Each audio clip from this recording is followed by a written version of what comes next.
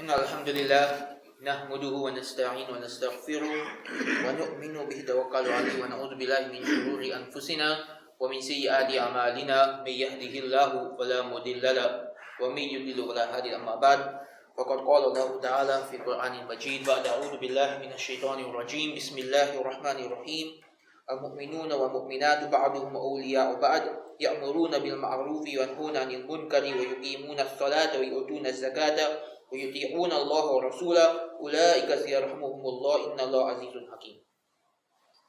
Continuing on our topic about some of the reasons why many young people are not getting married and why divorce rates have skyrocketed. What we're going to do over the next few weeks is we're going to take one point each and discuss it over an entire khutbah, because in reality this problem we are facing in the 21st century doesn't have one cause. There are many reasons why we have this new problem of too many divorces and a lot of people not even wanting to get married in the first place. And today I want to discuss a very specific point that I believe isn't discussed at all in our community, and it's something that's affecting the mindsets of the younger generation, and that is the gender war. Right? This new age idea of men seeing women as the enemy and women seeing men as the enemy. Right? This is a new idea which the older generation might not even have heard about. Because for the bulk of human history, men and women understood their roles in society, their gender differences, and their need for each other. Right? There was this interdependence. Men knew that they needed wives, and women knew that they needed husbands. And both of them were fine with this. Everybody was fine with the social order, and it worked well for all of human history until the 20th century. But in the 20th century, a series of events took place that led to the breakdown of families, that led to the skyrocketing of divorce, that led to an outbreak of zina, and that led to the mess that the ummah is in today. And these problems started in the West. They started with non-Muslim communities, but they leaked into the Muslim community, and they became our problems. And now, we are dealing with the outcome of that. Everywhere I go, I meet young men who don't want to get married. I meet young women who don't want to get married. And then I meet some who get married and are divorced within a few days or a few weeks or a few months over the weakest of reasons. Now, I'm not saying divorce is bad. Divorce is something which is necessary at times. At times. But these days it's become the easy way out instead of working together to solve problems which sometimes aren't even problems to begin with. So today's discussion, I want to frame it around a verse in the Quran, Surah Tawbah chapter 9 verse 71, where Allah subhanahu wa ta'ala says, Al-mu'minuna wal-mu'minatu ba'duhum awliya'u ba'd. That the believing men and the believing women, they are allies and friends of each other. And this is a verse in the Quran. Allah subhanahu wa ta'ala tells us, believing men and believing women are friends and allies of each other. They command what is good, they forbid what is evil, they establish salah, they give charity, and they obey Allah and His Messenger. This verse, I believe, gives us a solution to this problem that we are facing. And it gives us a very solid foundation for happy marriages. Now, what's interesting about this verse is when you open the classical books of tafsir, most of them don't actually have an explanation of this verse. They don't really go into any details explaining this verse. Why? Well, I thought about it and I realized that for the bulk of human history, this verse was self-explanatory. For the bulk of human history, you didn't need to tell a man that women are your friends. You didn't need to tell a woman that men are your friends. It was self-explanatory. Men and women support each other, they assist each other, they need each other. This is something all societies understood until the modern world. But a series of events occurred in the modern world that broke this down. And now for the first time in history, we have to teach this to people. Because we have women today who believe that all men are trash. And if you believe all men are trash, you're not going to be happy with any man as a husband. We have women today who believe that masculinity is toxic. If you believe masculinity is toxic, and you don't want a feminine husband, you're never going to find a man that you're happy with, because you don't want him to be masculine and you don't want him to be feminine. What do you want him to be? You don't have a definition of a good man. We have men who believe all women are, they say naqisatul aql, that there's something wrong with their brains. You're not going to be able to form a good relationship with a woman if you have this kind of idea of her. We have men today who think that all women are feminists. You're not going to find a good wife if this is your mindset of women. So we have this problem today, where men and women are seeing each other as the enemy. And when you have this idea that the opposite gender is your enemy, that you have to fight the patriarchy, that you have to fight feminism, that you have to stop the opposite gender, you are never going to be able to form a meaningful relationship with a member of the opposite gender. Not even with your own parents, leave alone getting married and forming a good relationship with your spouse. Because a woman who thinks that masculinity is toxic or that men are trash, she's not even going to be able to have a good relationship with her own father. Right? And a man who thinks that all women are stupid, he's not going to have a good relationship with his own mother. So we have to let go of these ideas. These ideas, which do not come from Islam, they come from modern man-made ideologies. These ideas are detrimental to society. And these ideas are destroying our families. Now there's a history behind these ideas. And I want to very briefly walk us through the history so that we understand what went wrong and then we can fix it. Right? Because these ideas do not creep into our community out of nowhere. Things happen that cause people in our community to embrace these wrong ideas. And some of what I'm going to say may be a bit controversial, but we have to say it in order to fix the problem. When Islam came to this region 100 years ago, we brought with it a lot of cultural baggage that people said was Islam. But these cultural practices were not Islam. They were part of a different culture. And some of these practices were very unjust towards women. Right? We have to be clear. Some of these practices that we brought from other countries to South Africa and said that this is Islamic when it has nothing to do with the Quran and Sunnah or any madhab, these practices, many of them were unjust towards women. And many of them made life very difficult for Muslim women.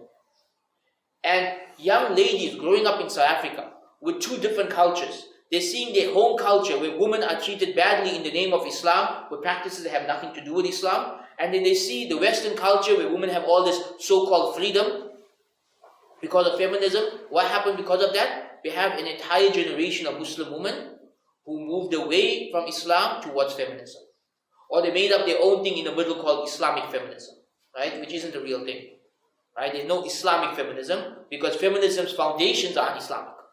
So, we now have a generation of women who wanting to fight these problems and not seeing any solutions within Islam. And by the way, for all of these problems, there are solutions within Islam.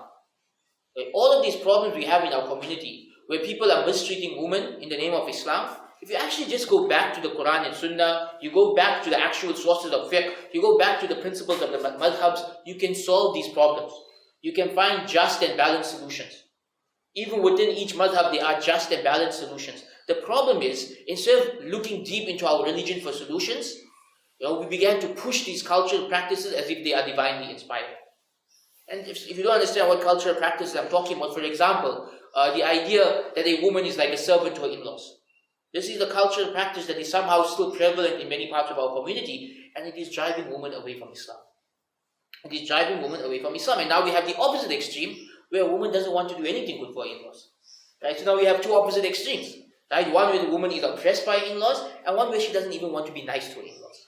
While the Islamic practice is, you have your rights, they have their rights, and everybody works together. We are awliya of each other. We are friends to each other. That middle part.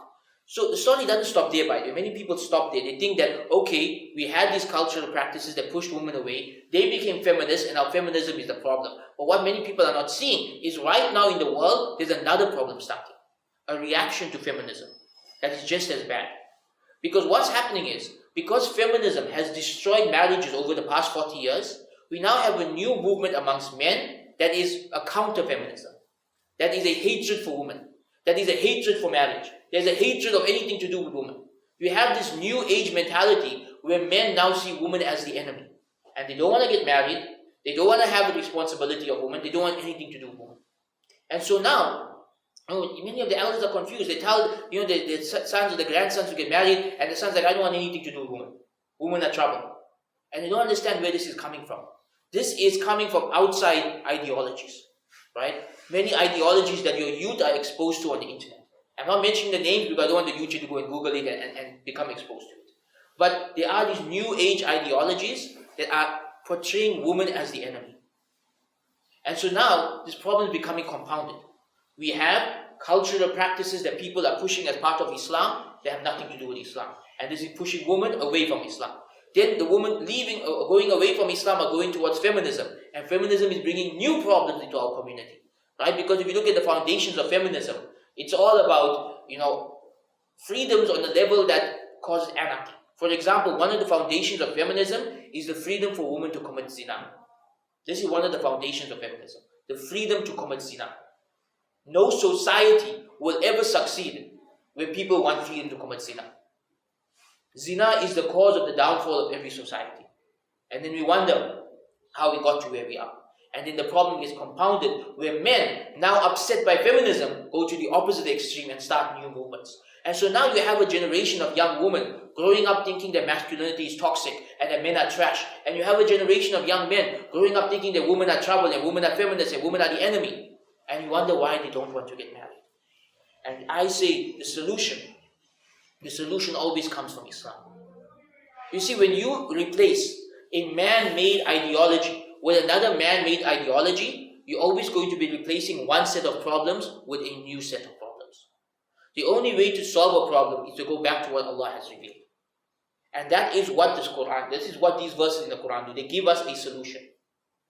And my call today for anyone who has hatred towards the opposite gender is to look towards the Quran's message.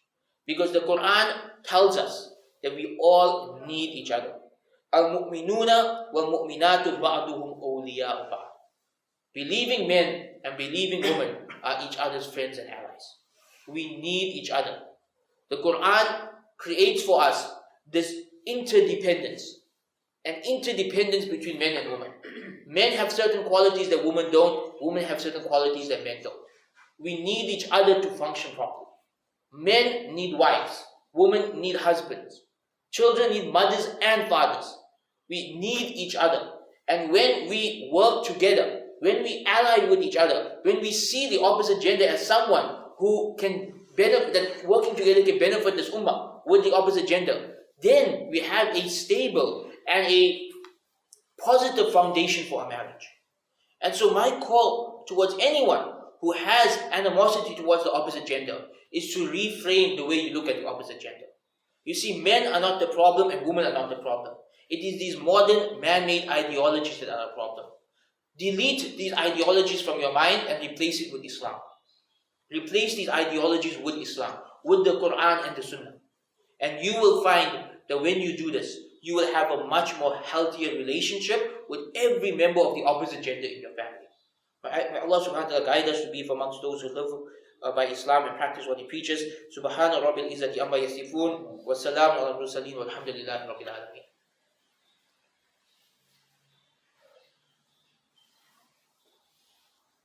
Alhamdulillah wahda wa salatu wa salamu ala man la nabiyya ba'da amma ba'd. So how do we be allies to each other? What does this even mean? What does it mean for men and women to treat each other as allies? Well, if you break down this verse, Allah subhanahu wa ta'ala specifies believing men and believing women. By specifying the two, Allah subhanahu wa ta'ala is showing us that there's a difference between a believing man and a believing woman. It doesn't make one better than the other, but it means both of them have something the other needs. Right? So for example, in general, and I know I'm being a bit stereotypical here, but in general, men are more physically strong.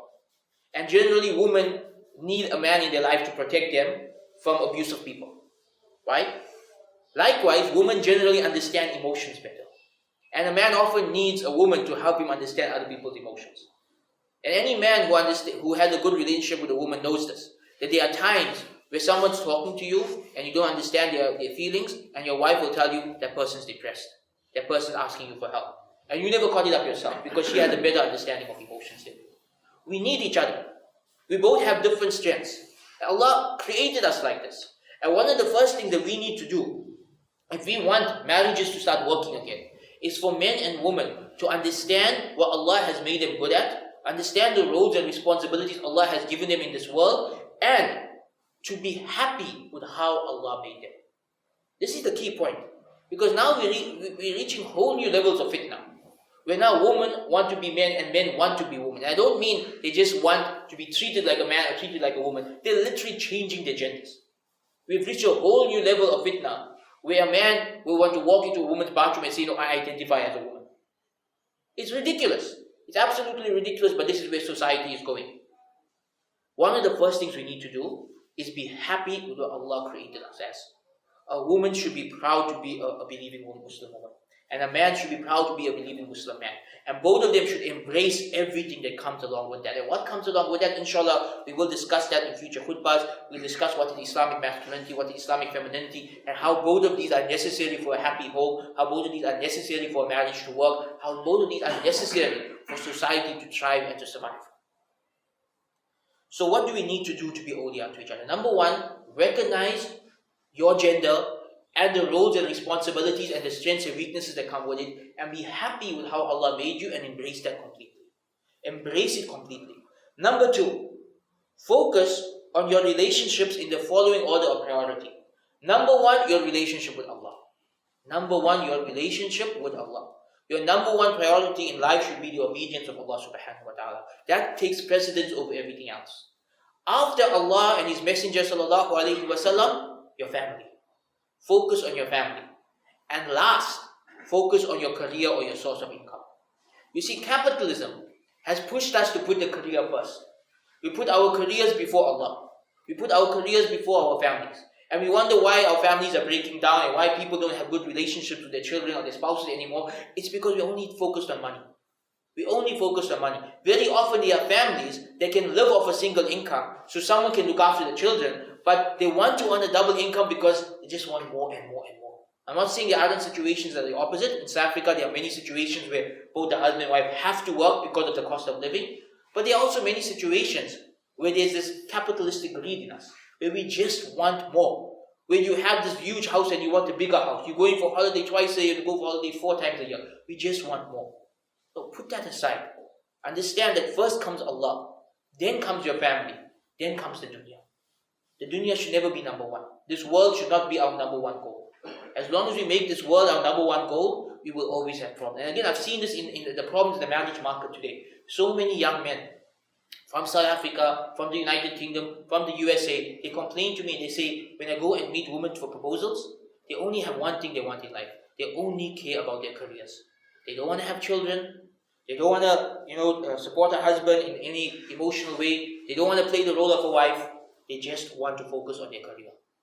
And nobody wants that in a wife, to be frank. A man doesn't want that in a wife. If you want to be completely frank, that's not what a man's looking for when he's looking to get married. So we need to move away from this idea that life's all about making money. And we need to move away from this idea that, my career or my business or my source of income comes first. That should have its place. That should be there. But family is more important. Allah subhanahu wa ta'ala is most important above all of this. Number 3, we should, in any interaction with the opposite gender, focus on being just and compassionate. Focus on being just and compassionate when dealing with the opposite gender. Do not use the advantages that Allah has given you to mistreat a member of the opposite gender. Do not use it to mistreat a member of the opposite gender. Right? Do not be abusive to your spouses. Do not be oppressive to your children. Do not mistreat someone because of any reason. If we are people of justice and compassion, we will bring people towards Islam. But if we are abusing people and using Islam as an excuse to abuse people, then we become the reason that people run away from Islam. And finally, focus on win-win situations. Focus on helping each other to get to Jannah. Focus on helping each other to get the best of the dunya and the akhirah. Do not treat each other as enemies. Let's go back to the verse and let's conclude by looking at the verse. Allah subhanahu wa ta'ala tells us, believing men and believing women are allies and friends of each other. بَعْضُهُمْ أَوْلِيَاءُ بَعْضٍ. That they are friends and allies to each other. How? What do we do? يَأْمُرُونَ بِالْمَعْرُوفِ. That together, collectively, Muslim men and women, they call to what is good. وَيَنْهَوْنَ عَنِ الْمُنكَرِ. And they forbid what is evil. This should be the foundation of your relationship. That a man and a woman with each other should be calling towards what is good and forbidding what is evil. If a man is not waking up for Fajr, his wife or his mother or his daughter should tell him to wake up for Fajr. Command what is good. If a woman is not observing hijab properly, her husband or her father should have the right and should have again, to do it with compassion and justice, to teach her how to observe hijab properly. It shouldn't be that we treat each other as enemies, like, who are you to tell me what to do? But rather, we should thank each other for helping us get close to Allah subhanahu wa ta'ala. We should thank each other for helping us to find our way back to Allah. To command what is good and forbid what is evil is the foundation of an Islamic relationship. What else? وَيُقِيمُونَ الصَّلَاةِ. They establish the salah.